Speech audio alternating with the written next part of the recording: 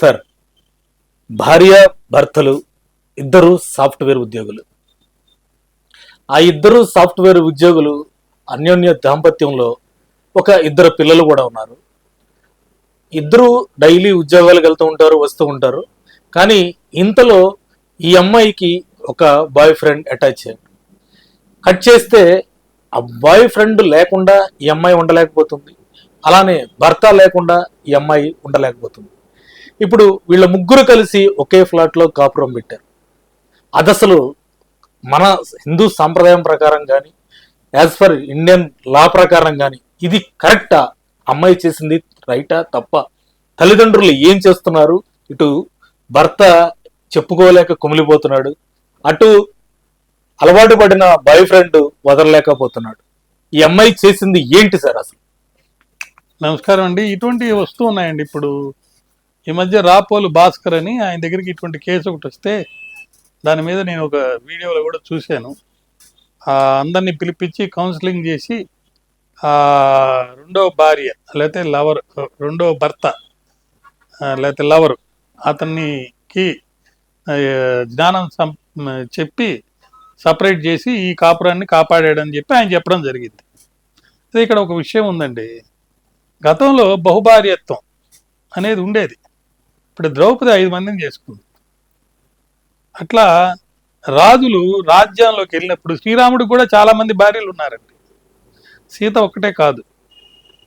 దండెత్తినప్పుడు అప్పుడున్న చట్టాలో లేకపోతే సాంప్రదాయం ప్రకారం రాజును చంపేసిన తర్వాత రాజు భార్యని ఎవరైతే రాజుగా అవుతాడో అతనే భర్తగా కొనసాగుతాడు అన్నమాట.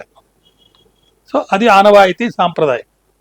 అనేక మార్పులు వచ్చినాయి. ఇప్పుడు 2 పెళ్లిళ్ళనే లేవు. హిందూ మతం ప్రకారం కూడా ఒకరినే చేసుకోవాలి.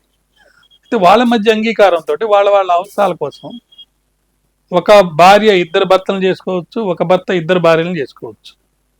అయితే మన సమాజంలో ఒక భర్తకి 2 భార్యలు ఉండటం చూసాం, కానీ ఒక భార్యకి 2 భర్తలు అందరూ ఒకే ఇంట్లో ఉండటం అనేది చాలా అరుదుగా చూస్తుంటాం. కానీ జరుగుతున్నాయి. దానికి కారణాలు ఏంటంటే ఇప్పుడు జనజీవన విధానంలో మన సినిమాల వల్ల కానీ లేకపోతే సొసైటీల వల్ల కానీ కోరికలు అనేవి ఎక్కువ పెరిగినాయి. ఆ కోరికల్ని తీర్చుకోవాలనుకున్నప్పుడు ఇంద్రియ నిగ్రహం లేక, హరిషడ్ వర్గాల్ని జయించలేక సతమతం అవుతున్నాడు. ఆ సతమతం అయ్యే సందర్భంలో కొన్ని కష్టాలు, ఇబ్బందులు ఆర్థికంగా, సామాజికంగా వస్తున్నాయి, వృత్తిపరంగా కూడా వస్తున్నాయి. ఇప్పుడు బయట ప్రొఫెషన్ చేసేటప్పుడు 10 గంటలు వేరే వాళ్ళతో మనం ఉంటాం. ఆ ఉన్నప్పుడు ఏమవుతుంది, ఆ వేరే వాళ్ళతో చనువు, ఆ కొన్ని బాడీలీ నీడ్స్ వల్ల, మెంటల్ సాటిస్ఫాక్షన్ కోసం, తర్వాత భార్యతోటి పొందలేంది, భర్తతో పొందలేంది ఈ కొత్త వాళ్ళతో పొందే అవకాశం ఉంది. కాబట్టి ఇలా కుంగిపోయి లొంగిపోతారు. అయితే కొంతమంది భర్తలు అన్ని భరిస్తుంటారు. ఇప్పుడు ఈ అబ్బాయి కూడా ఆ లవర్ వచ్చి ఇంట్లో ఉండేదానికి కూడా ఒప్పుకొని ఉంటానంటే అతను భరించడమే.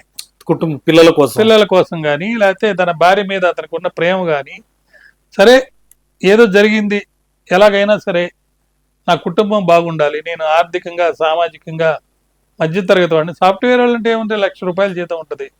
ఇప్పుడు అదేం పెద్ద జీతంగా అనుకోవటం లేదు కూడా జనం. కాబట్టి కొంత అడ్జస్ట్మెంట్స్ కూడా జరుగుతూ ఉంటాయి. అయితే ఇక్కడ ఏంటంటే 2 రకాల అడ్జస్ట్మెంట్స్ అండి. ఒకటి, నీ యొక్క సెల్ఫ్ రెస్పెక్ట్ పోగొట్టుకొని అడ్జస్ట్ అయ్యి బతకడం అనేది కరెక్ట్ కాదు. కానీ గర్వంతో బతకూడదు ఎవరు కూడా, ఏ సందర్భంలో అయినా కానీ.